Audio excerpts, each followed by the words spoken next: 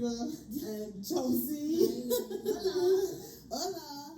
So, this episode we are talking about addiction and recovery because September is Recovery Awareness Month, and one of our community members, Mickey, had reached out and asked if we would talk about addiction for one of our convos this month, and why not, right?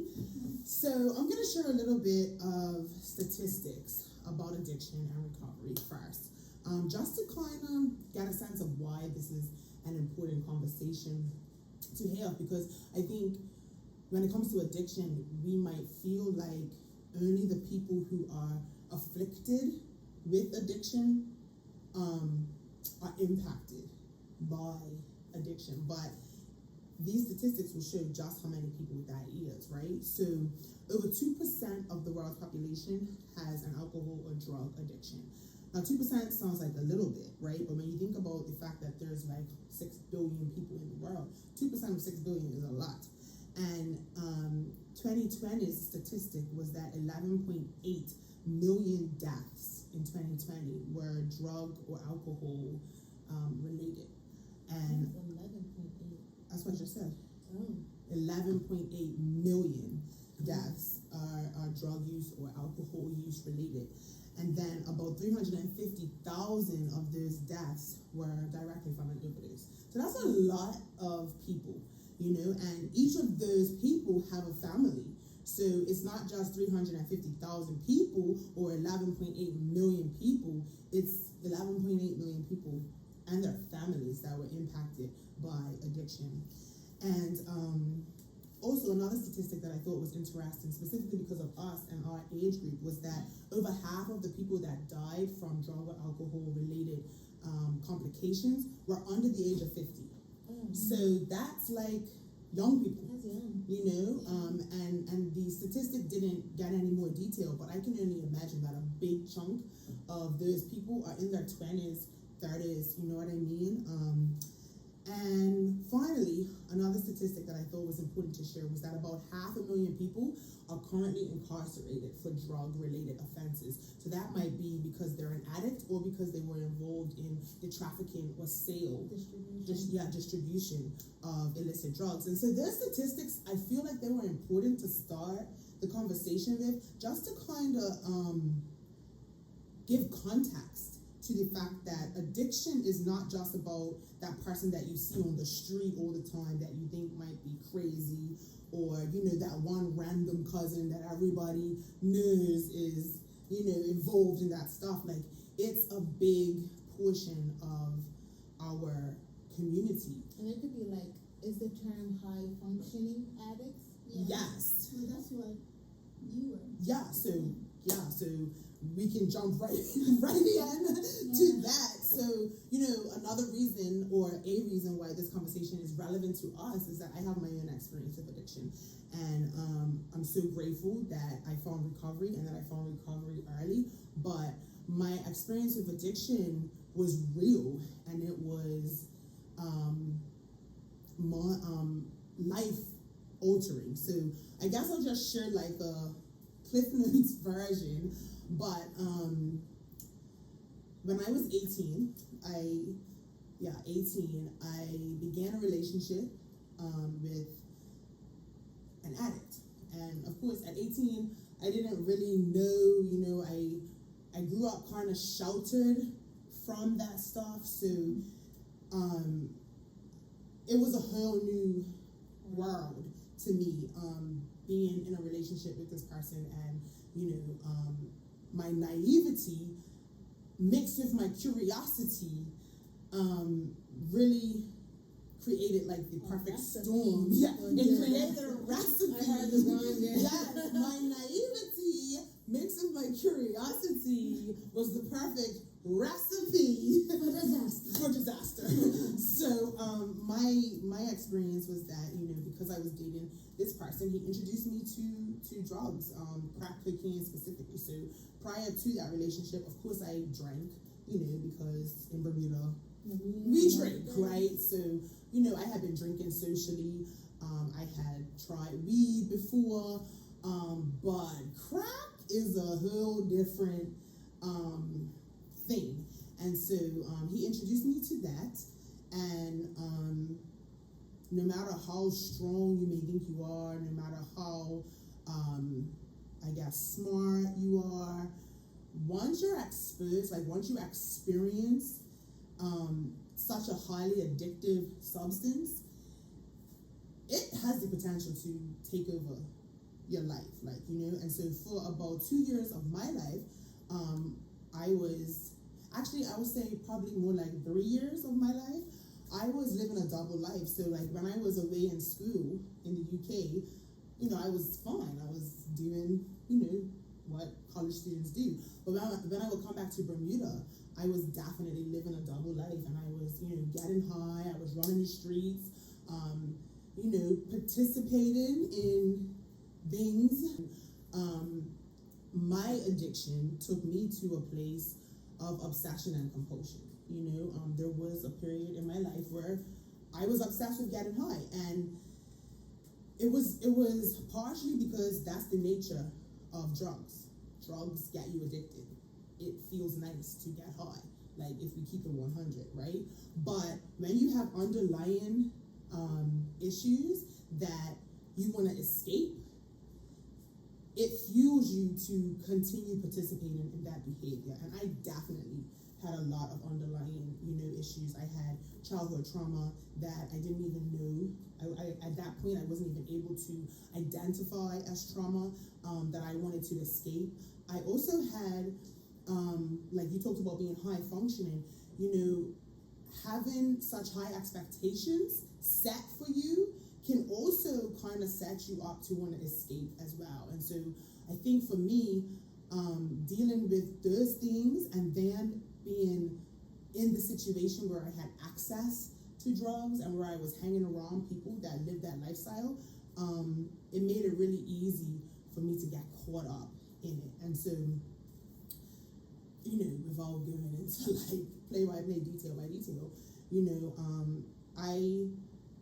I lost myself in that lifestyle, and I started to not care about anything else besides my boyfriend and getting high.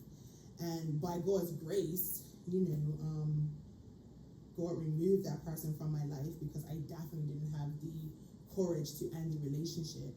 And in removing that person, God also made a way for me to like move out of that lifestyle altogether. And I found recovery at age 24.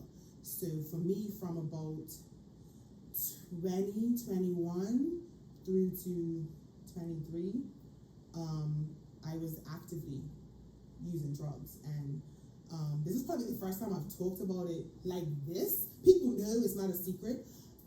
But yeah, that 3-year period, I was actively using drugs, and I don't consider myself an addict, and I guess I can get into that later.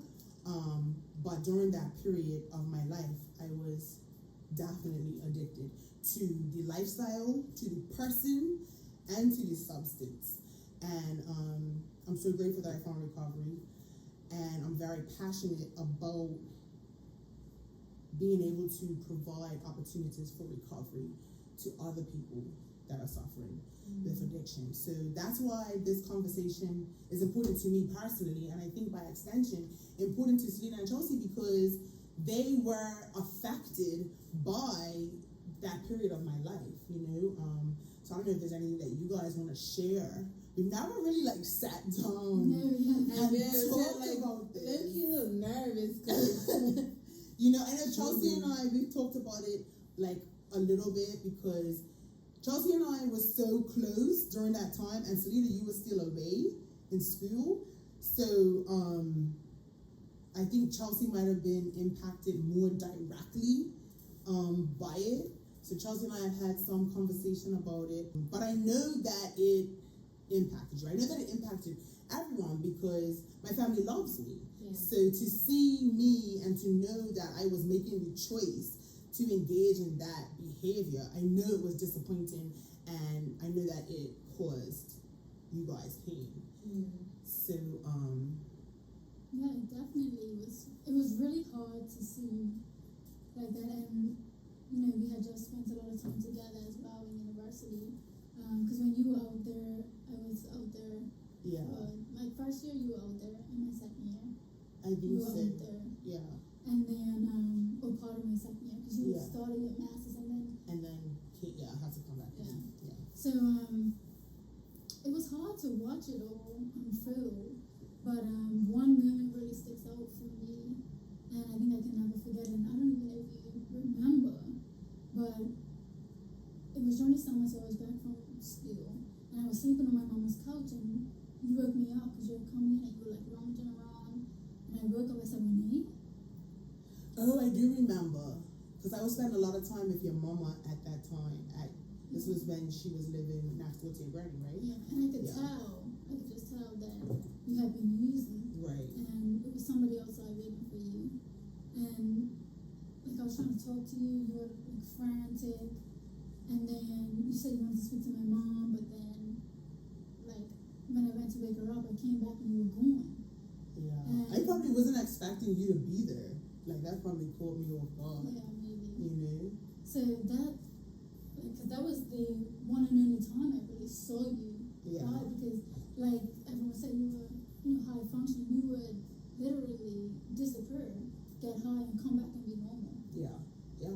And Definitely. we never really saw you in that state. And that was the only time I remember seeing you like that. And I was crying after you left. Like I felt so bad. I didn't know what to do. My mama was upset that I went to wake her up. But I was just like, wow, I felt like she needed help. Like I didn't know what to do. And that's the only one that I really remember. But that had a big effect on me. Yeah, you never actually shared that with me, like how it affected you, but I remember that because there was a period of time where I was spending a lot of time around your mom because, like, I guess shame and guilt, I wasn't spending a lot of time at home and with you guys, but your mom and I had a relationship where it was open and honest, and I felt safe to be around her, so yeah, I remember that. Chelsea, I feel like this is like a delayed intervention conversation. So you're already all better. I'm already all better. No, I think for me, because Juanae and I have a 6-year age difference, so I really looked up to you when I was younger as one of my role models at that time. And so initially, full disclosure, I had a crush on her boyfriend's son. Full I disclosure. was thinking it, but I was like, I'm not. Well, this is honest. And so I would want to hang out with Juanae and that environment because I had a crush on the son. And to be honest, I wasn't aware of the using and the drugs, and the way that it was presented to me was that they're not in the safest lifestyle, but I was in a safe environment, which I don't think was necessarily true. No, it wasn't really true. It wasn't true.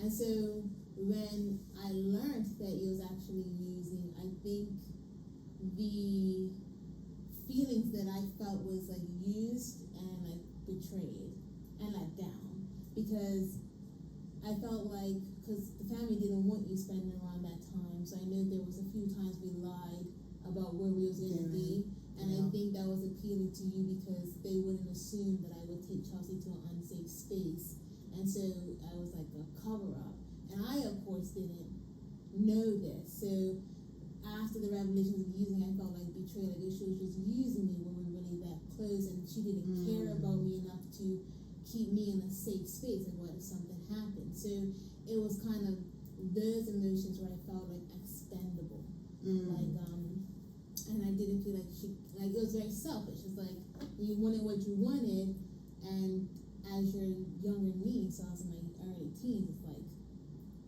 my safety was invaluable to you in that moment, and you exposed me to things I probably wouldn't have, well, an environment that I probably should have been exposed to. And with the story of Daddy This y'all trying to take me out. You dropped me off anyway. So the story is like we was hanging out, and it's a funny story. And my dad, he always said like, as a daddy, I knew everything. So we had lied about where we were going. And Daddy, I don't know how he put two and two together, but like He I sold got it. it. He sold the car or something. Yeah, I think he saw I think us when or we said we was something. going to that end of the island for a picnic, and I think Daddy's just not done. He's like, He lives in St. David. Don't get into St. David. Clearwater. Are you really getting Clearwater? I think he kind of made too. He never actually fully disclosed how he knew. But anyway, I was hanging out with the son, and I see a missed call from Daddy. My heart is already palpitating at speeds that's probably not helping. And I listened to the voice note, and it said, "I know where you are. I know who you're with. Get your bleep on." And it was an 8 up last. And I fainted. Y'all, I fainted out She of the lawn. I fainted. legit fainted. I was like, oh my God, we're gonna get this girl up out of here because so when he was like, they brought me to the couch, and when I came to, he was like, "What happened?" Like I was like, "Listen to the voicemail."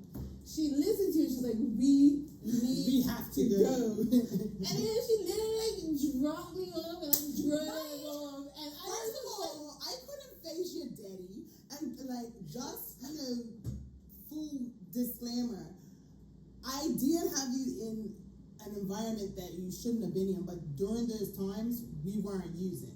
Like this wasn't during the times like I keep almost saying his name, and I'm not gonna say his name just because I don't need to say his name. But he had bouts of time where he was clean. Yeah. So you was around us, and it wasn't the best environment because he wasn't the best person to be around, period, clean or not. But we were not using. So just to be clear. But I was being deceitful because my parents didn't want me around him whether we were using or not. Like it didn't matter. So we weren't using, but I still couldn't face your daddy because I knew that I shouldn't have had you with me around him. Like I knew that. Period. You dropped me off and bounced. I dropped you off. Then it was saying it was like that man where there's no talking, there was no yelling. It was that, oh my gosh, I am in trouble. Yeah, definitely. I think I got my phone taken away for 3 weeks, and the hard thing was I had it, but I couldn't use it. And then I literally believed he was trying to be at the end of the month to see. I was so terrified. Anyway, that's kind of how I felt. So I kind of took that betrayal real, and that's when we kind of stopped speaking. Yeah. Because I took it personally. I was just as you should have. Yeah. You know what I mean? Because I was wrong. You know, and the thing about addiction, and I think I wanna emphasize this. We focus on addiction of substances, right, and substance abuse, and that's a huge focus, and it's a huge part of addiction. But I was addicted to something else first. I was addicted to love.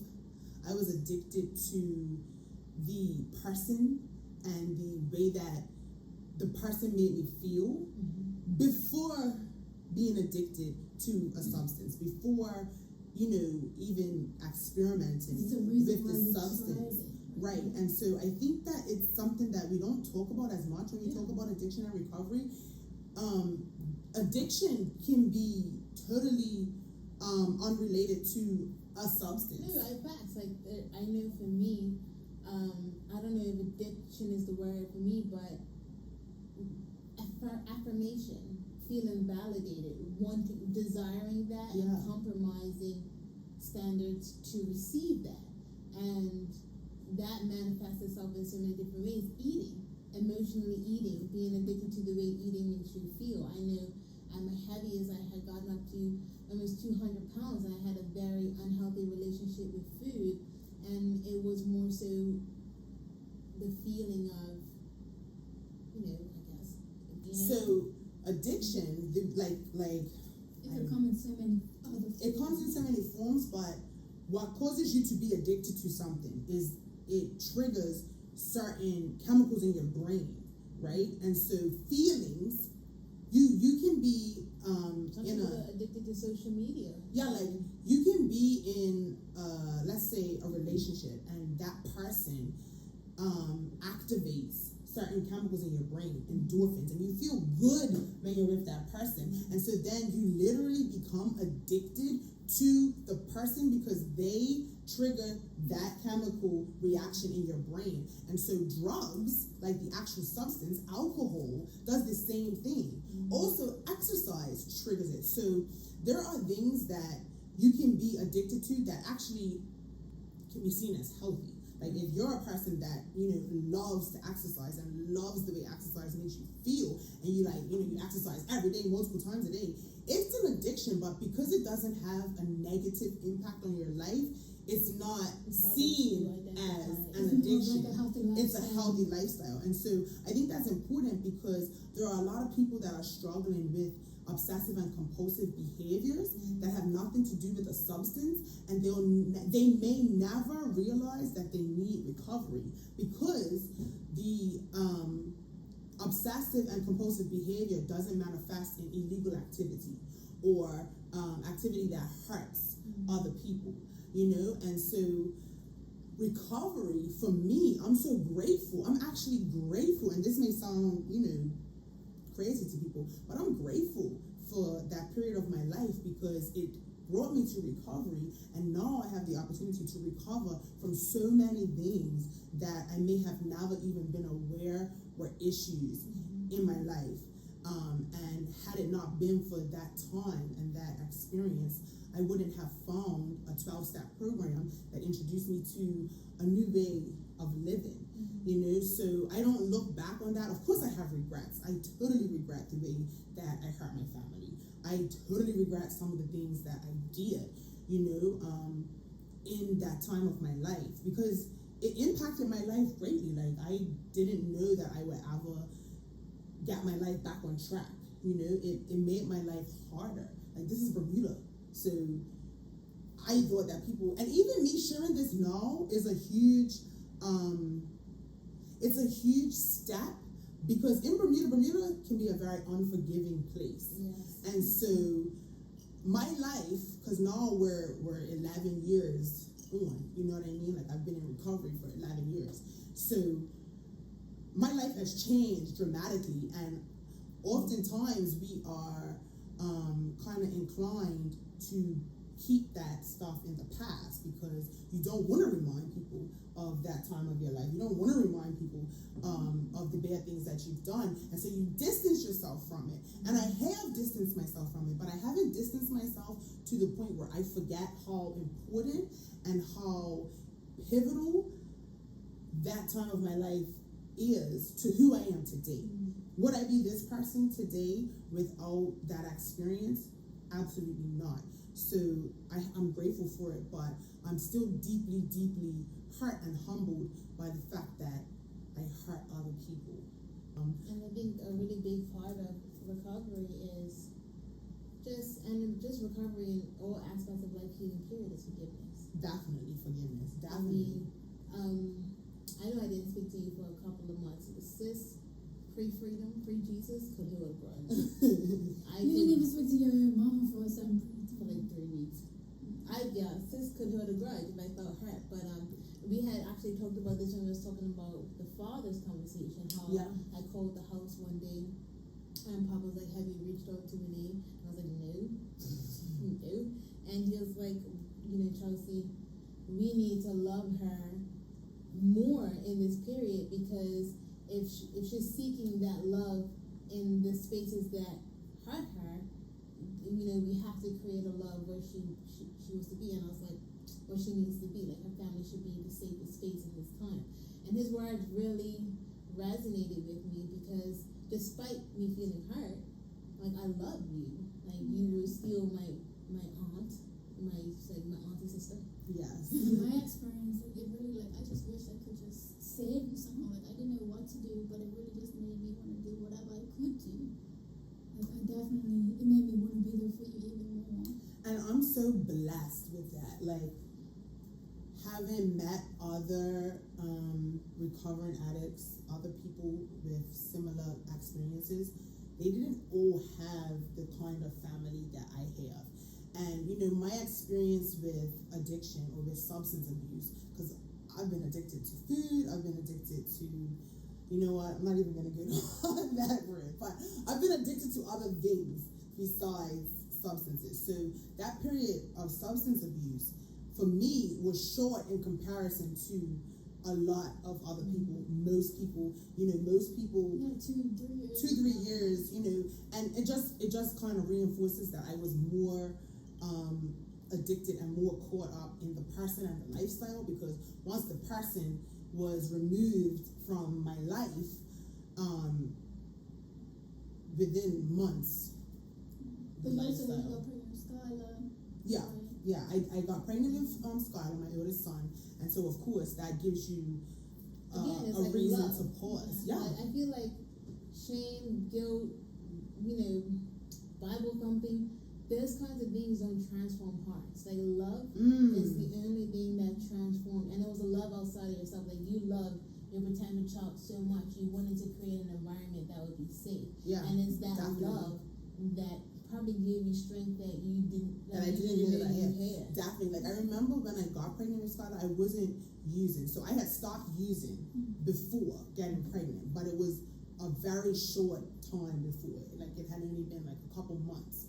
And I got pregnant, and I remember when I found out I was pregnant, I was like, oh my goodness, like my life is a mess, but I never once thought of terminating my pregnancy or anything like that, because I think deep down I wanted something else to live for and occupy my time with. But I remember when my mommy told Ma, your daddy, that I was pregnant, and according to her, because she was talking on the phone to him, he said, well, maybe this is what she needs. Like, maybe this is what she needs to, like, really snap out of it. Because I had, several times where I wouldn't use for weeks or months, and then out of the blue, something would happen, or me and the boyfriend would get back together, and I'll disappear. So I think my family was all, like,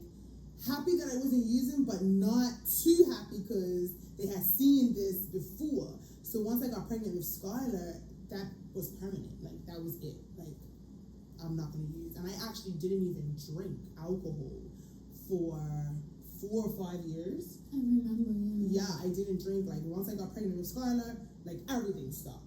And, that's divine intervention to me, because all those years, I never got pregnant. Yeah, because God So- always knows what you He need. like His tracks own God time. knows what you need, and it's like he sees the bigger picture. And it's so, I saw this quote in heaven. It's like when we get to heaven one day, we can ask God the questions. We will see why the things that we wanted that didn't work out, or we can see the provision.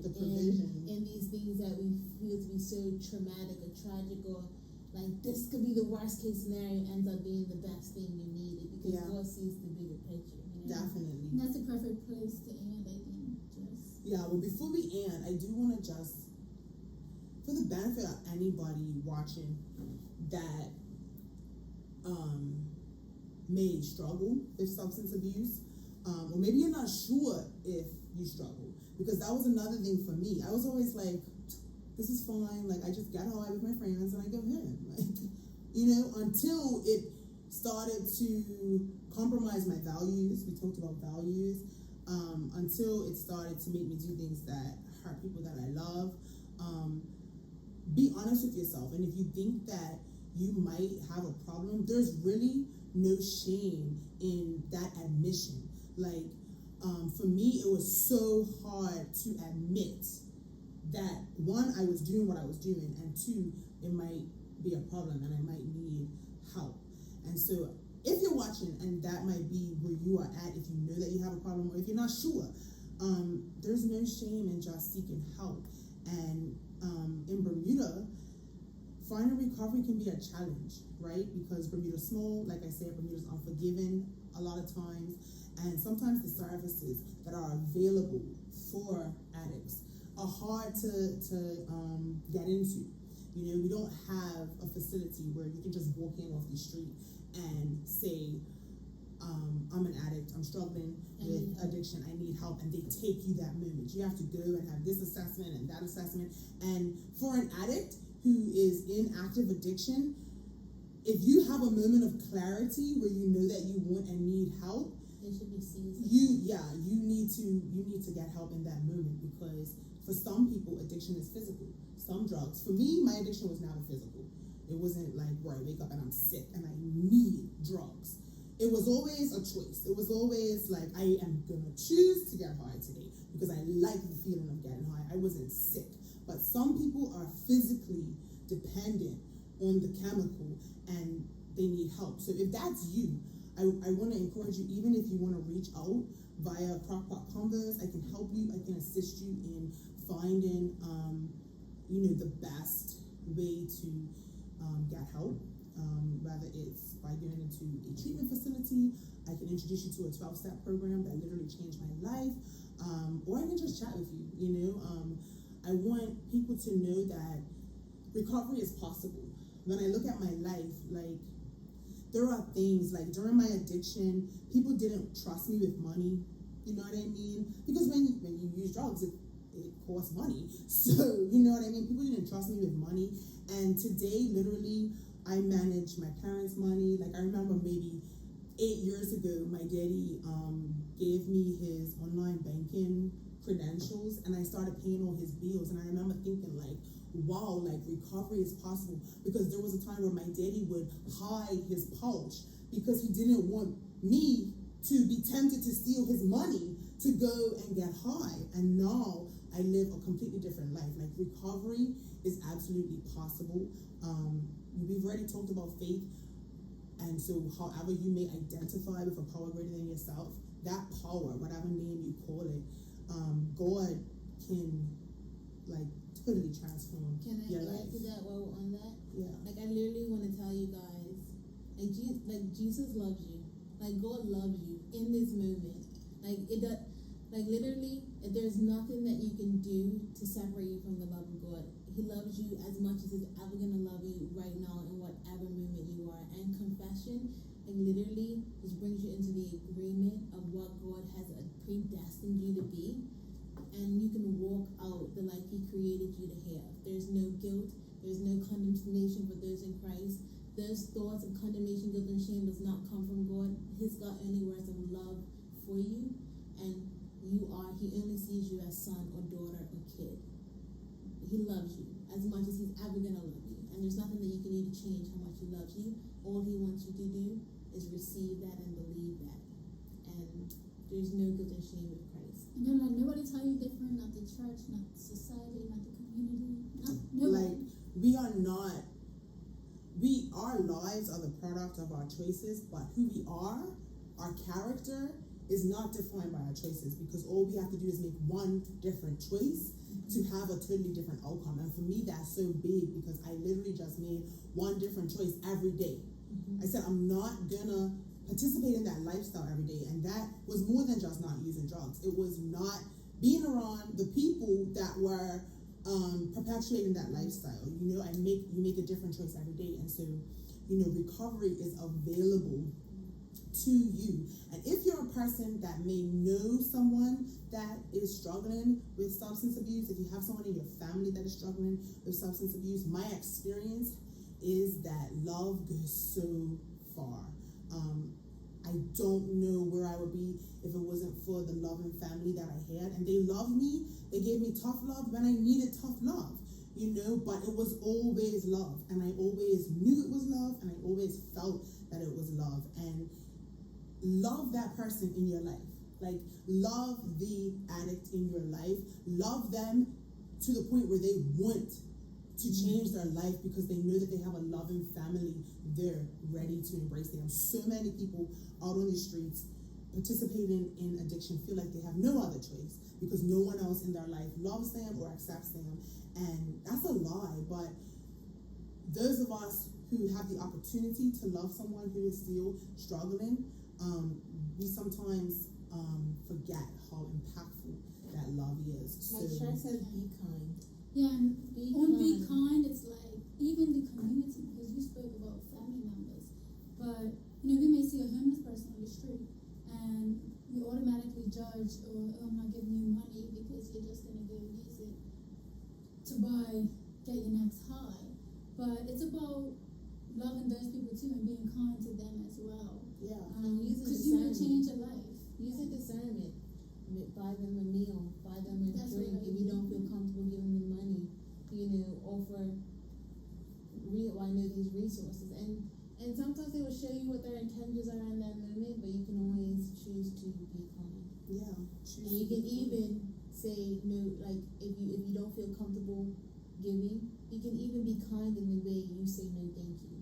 Yeah. Yeah, definitely. Definitely. And so to wrap up, September is Recovery Awareness Month, so that's the reason why we kind of did this conversation now. Like I said at the beginning, Mickey made the suggestion, so thank you, Mickey. I know she wouldn't mind me sharing this.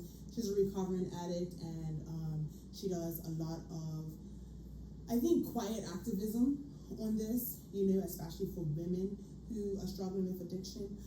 So I just want to give a shout out to Mickey. Keep doing what you're doing. It makes a difference, and addiction is a community issue. It's not an individual person issue. It affects everybody. It affects families. It affects, it has such broad impact. And so I want to encourage everybody to kind of give it a little bit more thought. Donate to recovery-based charities. Be kind to people who are struggling. And just know that collectively we can make a difference, and we can help people. We can help people to find recovery and find a new way to live. No one should have to die in addiction. You don't have to die in addiction. Recovery is absolutely available, and if anybody is a, I guess, example of that or testimony of that, is definitely me. I have a whole new life. Sometimes I forget that was even a part of my life, because my life is totally different. Thank God you don't look like what you've been through. Yes. And so I want to encourage you that you're just one decision away from a whole new life. So yeah, that's our chat for today. Yes, there's the pot. Thanks for stirring the pot with us, and we hope you will join us again soon. Love you guys. Bye, guys.